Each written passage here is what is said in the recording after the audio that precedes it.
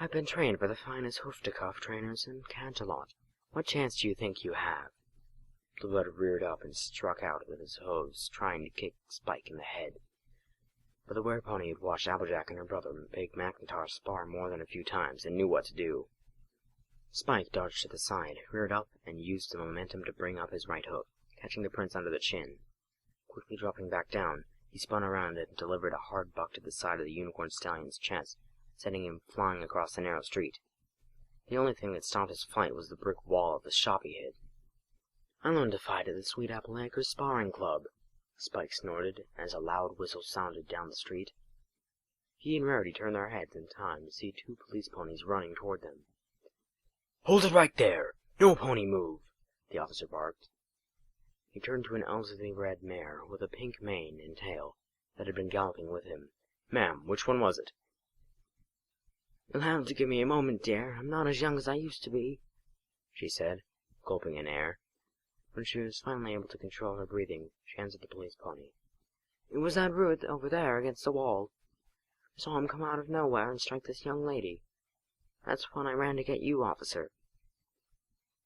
"I'm sorry, sir. I saw him hit my friend, and I don't know what happened. I shoved him away from her, and we got into a fight," Spike explained. "That's all right, sonny. You did the right thing protecting your lady friend there," the older mare said. "I wish there were more respectable stallions like you around these days instead of the likes of that one." "Yes, well, under the circumstances, I think we can let this slide. From what I can tell, this is a clear-cut case of self-defense," the officer said. "We've had trouble with this one before." The other police pony, a mare, took a good hard look at the couple. "Your names wouldn't happen to be Spike and Rarity, would they?" "Why, yes, those are our names." "Why, is there something wrong?" Rarity asked. "Not at all, madame. We've been looking for you. Please wait here for a moment." The police mare galloped off around the corner, but returned shortly with 3 other police ponies and a stately, well-dressed unicorn stallion. The stallion was tall white, with a light blue mane and tail, as well as a well-trimmed mustache. He wore a monocle in one eye and had a cutie mark comprised of 3 crowns. "Fancy Pants, what in Equestria are you doing here?" Rarity asked. "What's your part in all of this?" "The princesses asked to see me earlier, and were wondering if I could do a favor for you. After everything you've done for myself and many of the Canterlot elite, I was only too eager to help. I also came to inform them that a certain unicorn prince had been asking questions concerning your recent visit to the castle. I had no idea he would try something like this." Fancy Pants noticed Blueblood starting to come around. "Constable, please escort this miscreant to the hospital where his injuries can be seen to, then throw him in a cell. He can cool his hooves there for a while." "Just a moment," Spike said as he walked over to his defeated foe. Blueblood recoiled at the sight of anger and utter hatred radiating from Spike's green eyes. "You're gonna have light tonight, Blueblood, but if you ever come near Rarity or hurt her again, I will track you down, and I will end you. I don't care about jail, and I'm not afraid of any connections you think you have. I will end you, and it won't be quick." Spike turned his back on the pony and walked away, refusing to look Rarity in the face. Rarity could not believe what she had just heard. She gently brushed the back of her hoof down the left side of his neck. "Hey, are you all right?" she asked softly. "I'll be fine. I just need to calm down," he said. Spike's stomach growled softly. "Are you hungry, Spike?" Rarity asked. "A little. I haven't eaten anything since breakfast." "Come on. I know just the place," she said, gently nudging him. "Miss Rarity, if you are going where I think you are, please know that your tab will be picked up by Fleur and myself," Fancy Pants informed her. "Oh, I couldn't possibly accept such a generous gift," Rarity argued. "Nonsense. Fleur and I have been made aware of the situation. After all you did for us, we would be ever so grateful to return the favor in this small way, and pay for this evening's meal for you and your friend." Fancy Pants smiled. "You know, she still goes on about the dress you made for her for our wedding." "In that case, we will graciously accept your offer," Rarity said. "However, should we share a meal again? I insist that you allow me pay." "Indeed," he said, smiling widely. "Now, off you go before it gets any later. We'll clean up here." Rarity and Spike both thanked him and the police ponies before trotting down the road side by side. Rarity led Spike several blocks from Hoity-Toity's shop to a fairly high-class-looking restaurant called the Foin at Herb. The red brick building had a hedged-in eating area in front that was backed by plate glass windows. The large windows allowed Spike a clearer view of the fancifully dressed ponies inside. Verity led him into the restaurant and approached the greeter's stand. "Ah, Madame Werepony, so good to see you again. Good evening, Pierre. I didn't expect the head waiter to be greeting." Pierre sighed. "So hard to find good help these days," he casually remarked. "Will you be wanting your usual table tonight?"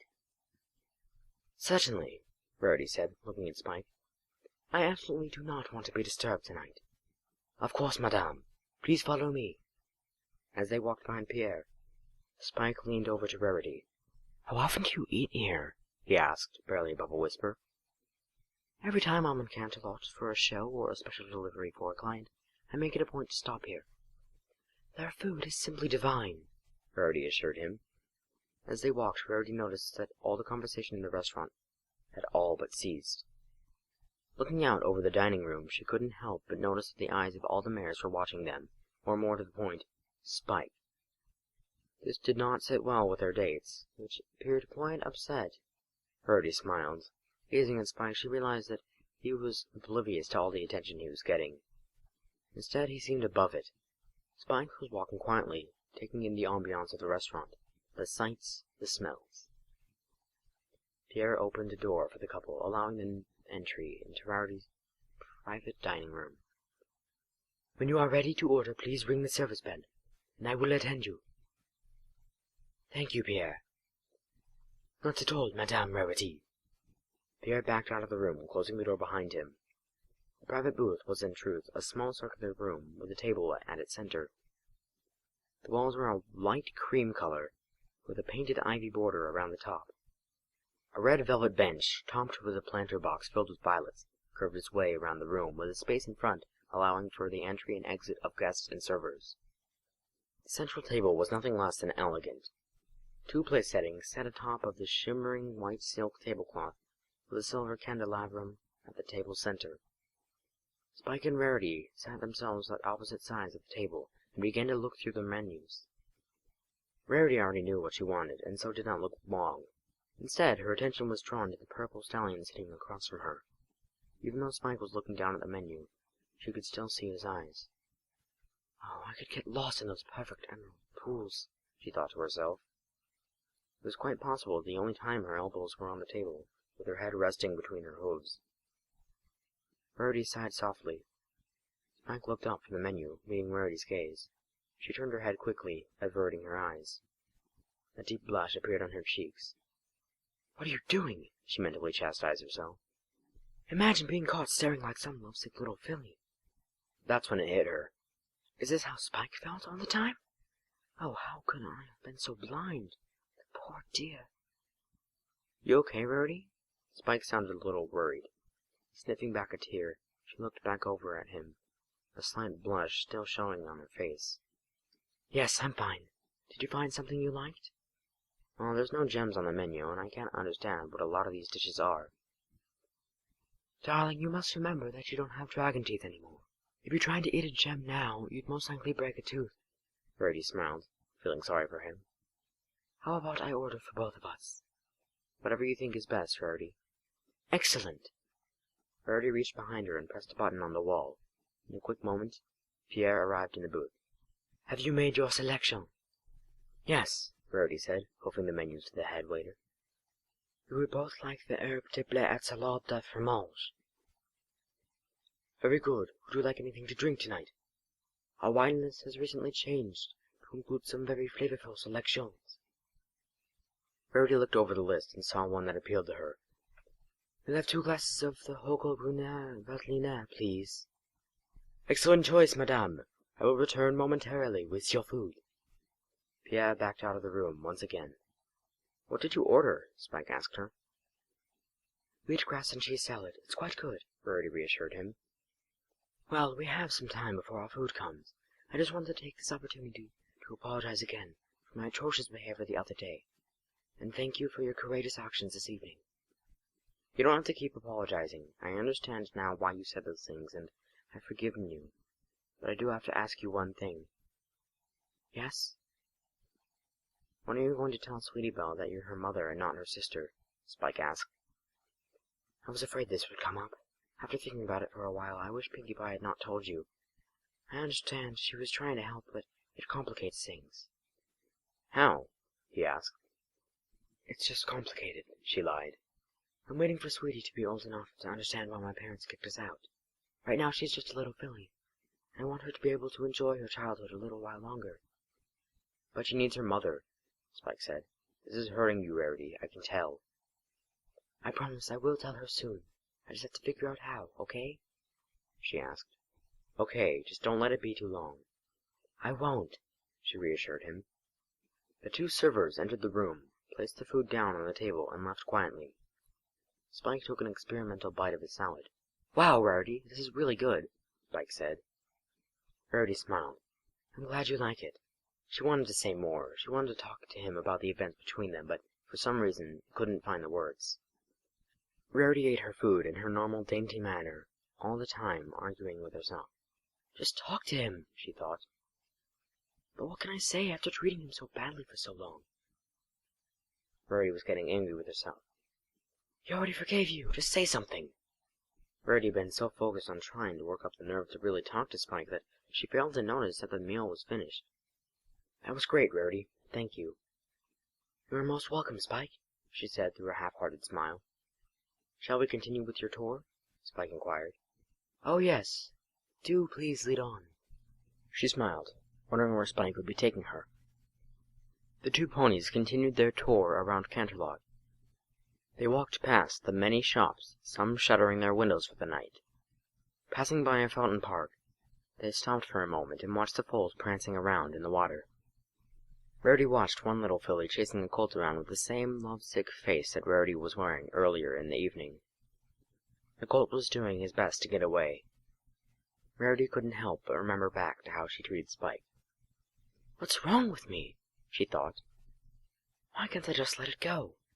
He said he forgave me. Why can't I forgive myself? Rarity, are you okay?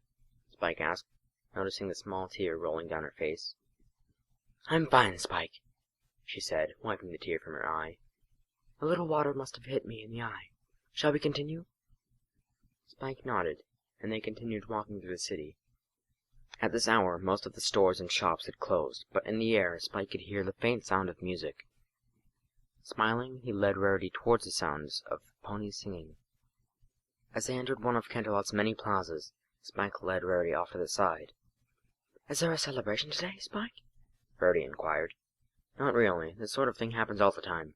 In one part of the city or another, ponies have a reason to celebrate. Dances and parties are pretty common.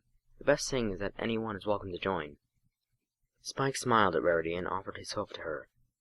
May I have this dance, Lady Rarity? Rarity blushed and smiled back. But of course, my gallant knight. Taking his hoof, they walked out onto the dance floor. The crowd seemed to part as they took the floor, dancing round and round. They began to dance, and Rarity could not control her thoughts. Why can't I seem to calm down? My heart is racing, and my skin is flushing. Could I really be falling in love with Spike? Rarity looked into the emerald eyes of her dancing partner. Yes, and I don't care if any pony objects, or what they think of me. I love him. The two ponies danced for hours, as close as possible to each other, never once looking anywhere but the other's eyes. Spike's head started to droop, the activity starting to wear on him. Spike, darling, are you okay? Unicorn asked. Spike steadied himself. Yeah, I'm okay. I just need to sit down for a minute. Rarity helped him over to a nearby bench.